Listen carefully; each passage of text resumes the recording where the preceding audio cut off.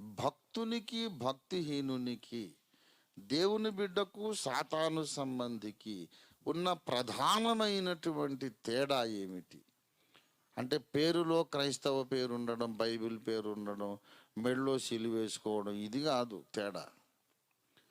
Bible పట్టుకొని తిరగడం, Bible లేకుండా తిరగడం, ఇది కూడా తేడా కాదు. దేవుని బిడ్డ అయితే ప్రైజ్ ది లార్డ్ అంటాడు, లోక సంబంధి అయితే నమస్తే సార్ అంటాడు అనుకుంటున్నారు కొంతమంది.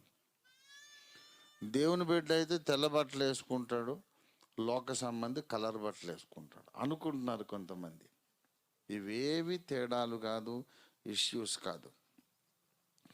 దేవుని బిడ్డకు సాతాను సంబంధికి ప్రధానమైన తేడా, పాపమును గూర్చి విన్నా కన్నా, చూసినా విన్నా దేవుని బిడ్డేమో మనస్సులో బహుబాధపడతాడు.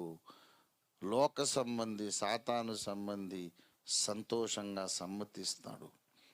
పాపమును అసహ్యించుకొనుట దేవుని స్వభావం.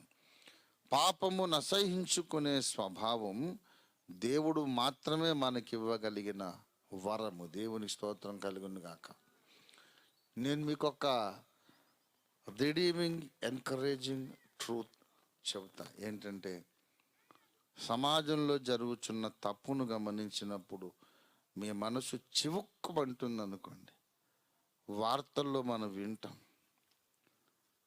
ఏమండి ఏంటి ఇలా జరుగుతుంది ఈ లోకంలో అని కసక్కమని గుండెల్లో బాకు గుచ్చినట్టు మీరు బాధపడ్డారనుకోండి, మీరు గ్యారంటీగా దేవుని రాజ్యానికి వెళుతున్నారని అదొక తిరుగులేని సూచన.